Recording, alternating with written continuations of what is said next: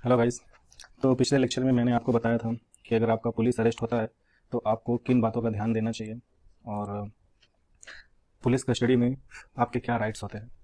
इस लेक्चर में हम देखेंगे कि पुलिस जब विदिन 24 आवर्स और आफ्टर 24 आवर्स जब आपको कोर्ट में प्रेजेंट करेगी तो कोर्ट में आपको किन बातों का ध्यान देना है, यानी कि कोर्ट में ट्रायल के दौरान आपको क्या कहना है क्या नहीं कहना है। ओके, ये बहुत इंपॉर्टेंट है। साथ ही साथ इस लेक्चर में मैं आपको बताऊंगा कि कन्विक्शन क्या होता है और आर्बिट्ररी कन्विक्शन क्या होता है और उससे आप कैसे बच सकते हैं। अगर हम देखें तो ये जो इमेज है ये हमारा honourable supreme court of India है और हम देखेंगे court trial procedures in India. Let me take you to next slide. देखिए, कन्विक्शन का मतलब होता है कन्विक्शन का मतलब होता है पनिशमेंट।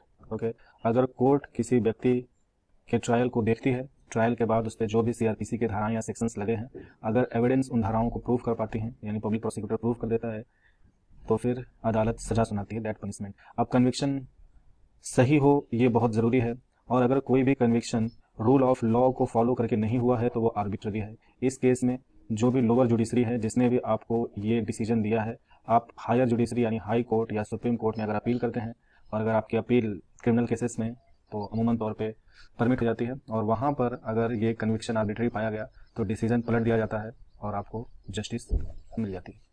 तो देखते हैं, हमारे कॉन्स्टिट्यूशन ऑफ इंडिया में आर्बिट्ररी कन्विक्शन को जो रोकने का काम करता है वो आर्टिकल 20 है। It is in part 3 of constitution of India. ये हमारा फंडामेंटल राइट है। It is given to every person in India. अब कोर्ट में प्रोसीजर तो मैंने बताया था, पुलिस अरेस्ट होता है उसके 24 घंटे बाद आपको कोर्ट में प्रेजेंट की जाती है। जैसे ही आप कोर्ट में जाएंगे, जज साहब आपसे पूछेंगे विल यू प्लीड गिल्टी और नॉट गिल्टी। यानी आप खुद को दोषी मानते हैं या नहीं। इस केस में आपका सबसे पहला काम है कि खुद को बोलना है नॉट गिल्टी। यानी कि मैं गिल्टी नहीं हूँ। तो जैसे ही आप नॉट गिल्टी प्लीड करते हैं, ट्रायल स्टार्ट हो जाएगा, और जो आपको सजा दिलाने के लिए, कन्विक्ट कराने के लिए जो केस लगेगा उसको पब्लिक प्रोसिक्यूटर बोलते हैं, स्टेट प्रोसिक्यूटर। ये पुलिस का ही आदमी होता है, मतलब पुलिस का लॉयर होता है, या पुलिस को जो रिप्रेजेंट करता है। आप एक्यूज्ड हैं और आपका डिफेंस लॉयर आपको डिफेंड करेगा कोर्ट में।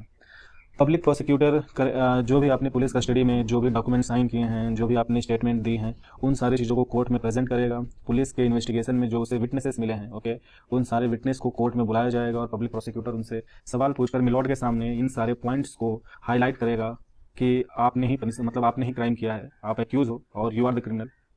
मिलॉर्ड का काम है कि पूरे प्रोसीडिंग को देखना, सुनना और वो सारे इंपॉर्टेंट पॉइंट्स को नोट डाउन करते रहते हैं। और डिफेंस लॉयर आप उन सारे विटनेसेस से इस तरह का सवाल पूछता है कि वो आपको प्रोटेक्ट कर सके। ठीक है, जो भी पब्लिक प्रोसिक्यूटर ने एविडेंस या विटनेस दिए हैं उन्हें वो नलीफाई कर सके, उन्हें झूठा साबित कर सके। जज साहब दोनों तरफ की बातें सुनते हैं, दोनों तरफ की विटनेस, और ट्रायल चलती रहती है। एक दिन ऐसा आता है कि जजमेंट आती है। और इस जजमेंट में अगर कोर्ट को आपके ऊपर लगे आरोप, यानी सीआरपीसी के जो सेक्शंस लगकर आपको एक्यूज बनाए थे, अगर वो साबित नहीं हो पाए तो कोर्ट आपको बाइज्जत बरी कर देगा। इसको बोलते हैं एक्विटेड विद रिस्पेक्ट। पर अगर पब्लिक प्रोसिक्यूटर ने प्रूव कर दिया कि you have committed the crime, तो कोर्ट कन्विक्शन यानी सजा सुनाएगा। उस केस में अगर आपको जेल होती है तो you will lose your personal liberty, और अगर आपको डेथ सेंटेंस होती है तो you will lose your life. Judgment में या तो एक्विटल होता है या कन्विक्शन होता है। कन्विक्शन में या तो सेंटेंस होता है या तो डेथ पेनल्टी। अब कन्विक्शन के रिगार्डिंग कुछ इंपॉर्टेंट बातें हैं। वो ये है कि जैसे आप ये बात समझें कि अगर आपने कोई क्राइम किया है और उस क्राइम के लिए अगर एक बार आप कन्विक्ट हो गए, ठीक है, तो दोबारा आपको सेम क्राइम के लिए सजा नहीं दी जाती है। ये इंडियन पिनल कोड में लिखा हुआ है। और दूसरा है कि जो भी आपने क्राइम किया है, उस क्राइम के लिए जो सजा निर्धारित है उससे ज़्यादा सजा, जो आईपीसी में सजा मेंशन्ड है, उससे ज़्यादा सजा आपको नहीं हो सकती। तो एक बार अगर आप कन्विक्ट हो गए किसी क्राइम में तो दोबारा सेम क्राइम के लिए आपको किसी भी कोर्ट में ट्रायल नहीं किए जा सकते हैं, और जितनी सजा उस क्राइम के लिए मैक्सिमम लिखी है उससे ज़्यादा आपको नहीं मिल सकते। अब कोर्ट में हियरिंग क्यों होता है, तो कोर्ट फॉलो करता है प्रिंसिपल ऑडी अल्टरम पार्टम। ऑडी का मतलब होता है हियर, अल्टरम पार्टम का मतलब होता है other side. Here the other side, इसका मतलब है कि हर व्यक्ति जो कि एक्यूज्ड है, एक्यूज्ड को भी जस्टिस मिलनी चाहिए, बिकॉज जो एक्यूज्ड है ये कोर्ट मानकर चलता है कि ही इज इनोसेंट। कोर्ट मानता है कि ये एक्यूज जो है इनोसेंट है, अनटिल द पब्लिक प्रोसिक्यूटर या state prosecutor will prove him guilty with the evidence gathered during the investigation. क्योंकि नहीं तो पब्लिक मशीनरी इतना स्ट्रॉन्ग स्टेट मशीनरी है कि वो किसी भी व्यक्ति को एक्यूज बना दे और फिर उसको कोर्ट में गिल्टी साबित कर दे। तो पूरा जुडिशियल प्रोसेस इसलिए बना है। This judicial process is to protect the accused from being guilty. Guilty होने से उसे बचाता है। इसीलिए जो जज होते हैं वो जैसे मान लीजिए दो पार्टी है ए एंड बी, अगर इनके बीच में लीगल डिस्प्यूट है तो इसे कोर्ट सेटल करता है। ओके, मान लीजिए सुप्रीम कोर्ट या हाई कोर्ट इसे सेटल कर रहा है, तो this is third party, it is uninterested and unbias. ये दोनों को बराबर निगाहों से देखती है। ओके, और वो ये प्रोसिक्यूटर, मान लीजिए बी को रिप्रेजेंट कर रहा है पब्लिक प्रोसिक्यूटर या स्टेट प्रोसिक्यूटर, तो ये पब्लिक प्रोसिक्यूटर का बर्डन होता है कि ए जो एक्यूज्ड है इसको वो क्रिमिनल साबित कर सके बियॉन्ड डाउट्स ऑफ कोर्ट। और बियॉन्ड डाउट्स ऑफ कोर्ट का मतलब है कि जज साहब को कोई भी डाउट नहीं रहना चाहिए। अब मैं कुछ इंपॉर्टेंट बातें आपको बता देता हूँ, कुछ इंपॉर्टेंट चीज़ें जो हमें ध्यान रखनी चाहिए। ठीक है, कोर्ट में आप उतना ही बोलें जितना, ठीक है, स्पीक लेस। सबसे पहली चीज़ होती है कि you should speak less in the court. Okay, court में कम बोलें, पहली चीज़। जितना आपका लॉयर कहता है बोलने के लिए सिर्फ उतना बोलें।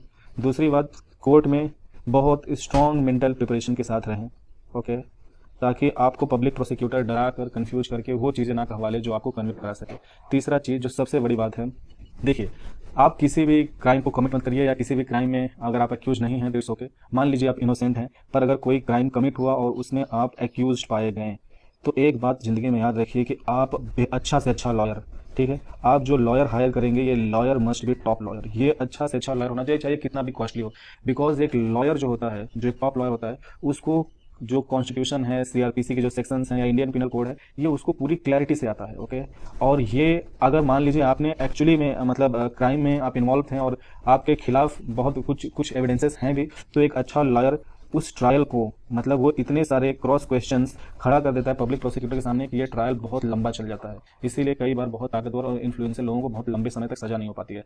तो या तो ये आपके ट्रायल को बहुत लंबा कर देगा, या तो ये विटनेसेस को और जो भी आपके एविडेंसेस हैं उनको इस तरह से एग्जामिन करेगा, उनको इतना उलझा देगा कि पब्लिक प्रोसिक्यूटर कोर्ट को किसी भी फाइनल कंक्लूजन तक पहुंचने में सक्षम नहीं बना पाएगा। Okay, there would be no final solution in front of court, because public prosecutor के सामने इतना उलझा देगा एक अच्छा लॉयर विटनेस को, एविडेंसेस को, कि पब्लिक प्रोसिक्यूटर के लिए बहुत डिफिकल्ट हो जाता है to prove that you actually committed the crime. और जब तक से आप कोर्ट को सेटिस्फाई नहीं कर देते हैं पूरी तरह से, तब तक से जज साहब या मिलॉर्ड आपको सजा नहीं सुना सकते हैं। ओके, और अगर पब्लिक प्रोसिक्यूटर फेल हो जाता है, in that case you would be acquitted with respect. तो सबसे पहली बात है कि कम बोलना है, बढ़िया से बढ़िया लॉयर हायर करना है आपको। ओके, और कोर्ट में आपको नॉट गिल्टी प्लीड करना है। पुलिस कस्टडी में आपने जो कुछ भी कहा था, सॉरी पुलिस स्टेशन या पुलिस कस्टडी में जो भी कहा था उसे डिनाई कर जाना है, जो भी आपने डॉक्यूमेंट साइन किया था डिनाई करना है। और एक बात मैं यहाँ कहना चाहता हूँ, फिल्मों में ये दिखाते हैं कि कानून जो लॉ है, या फिर आप ये कह लें कि जो लीगल सिस्टम है वो ब्लाइंड है। ठीक है, तो जुडिशरी या लीगल सिस्टम ब्लाइंड बिल्कुल नहीं है। जुडिशरी या लीगल सिस्टम के पास बहुत ही ब्राइट आइज हैं, बहुत ही मतलब चमकीली आंखें हैं। वो काला पट्टी बांधते हैं टू इन्फोर्स आर्टिकल 14। आर्टिकल 14 कहता है कि every one is equal before law. Law के सामने हर व्यक्ति बराबर है। और जब भी कोर्ट में उस काला पट्टी का ही मतलब है कि जज साहब के सामने चाहे एक वीक लेबर हो, चाहे एक स्ट्रॉन्ग पॉलिटिकल एंटिटी हो, या कोई भी सेलिब्रिटी हो, okay, court will not differentiate between them. तो एक वीक व्यक्ति हो या एक स्ट्रॉन्ग व्यक्ति हो, court will see them with equal eye. Trial के दौरान जज या milord will not be bias. Okay, तो जो काला पट्टी होता है उसका सिर्फ एक मतलब होता है that law is equal for everyone and everyone is equal during court proceedings, okay, during the court proceedings happening on him being as accused। अगर कोई accused है, कोर्ट प्रोसीडिंग्स हो रही हैं, तो कानून उसको बाकी लोगों जैसा ही देखेगा regardless of his position, status और अचीवमेंट्स। तो कानून अंधा बिल्कुल नहीं है। कानून इस तरह से बनाया गया है कि वो आपको प्रोटेक्ट कर सके। ओके, तो आप अगर कभी भी या किसी केस में एक्यूज बनते हैं तो पुलिस कस्टडी में राइट टू रिमेन साइलेंट या प्रोटेक्शन फ्रॉम सेल्फ इंक्रिमिनेशन का यूज करें। और अगर आपको कोर्ट में लाया जाता है तो जज साहब को बोलें कि आई प्लीड नॉट गिल्टी, और फिर कोर्ट प्रोसीडिंग्स होंगी। अच्छा से अच्छा लॉयर हायर करिए जो आपको बचा सके, और फिर या तो आपके ट्रायल को बहुत लंबा कर सके, और अगर बहुत अच्छा वकील है और आपने क्राइम नहीं किया है तो आप बाइज्जत बरी हो जाएंगे। एक फाइनल क्वेश्चन जो बचता है कि आर्बिट्री कन्विक्शन क्या है। तो जो मैंने बताया कि plead not guilty, public prosecutor, और हाँ, जब आप कोर्ट में पेश होते हैं तो जज साहब आपको बताते हैं कि इस क्राइम के लिए आपको बेल मिल सकती है या नहीं, यानी कि ये ऑफेंस बेलेबल है या नहीं, तो ये आपको पहले ही बता दिया जाता है। तो you must be presented in court. अगर आपसे ये सवाल पूछा जाता है यू प्लीड गिल्टी और नॉट, आप बोलते हैं नॉट गिल्टी, तो ट्रायल होगी। और अगर आप लॉयर अफोर्ड नहीं कर सकते हैं तो state will provide you a free lawyer. Okay, इसको फ्री लीगल एड्स बोलते हैं, फिर फ्री लीगल सर्विसेज बोलते हैं, यानी हर व्यक्ति को लीगल रिप्रेजेंटेशन का पूरा हक है। तो आपको लॉयर दिया जाएगा, पूरी court proceedings according to rule of law follow होगी, और अगर इन केस कुछ भी इसमें से वायलेशन होता है तो वो आर्बिट्री कन्विक्शन कहलाएगा और हायर जुडिशरी उससे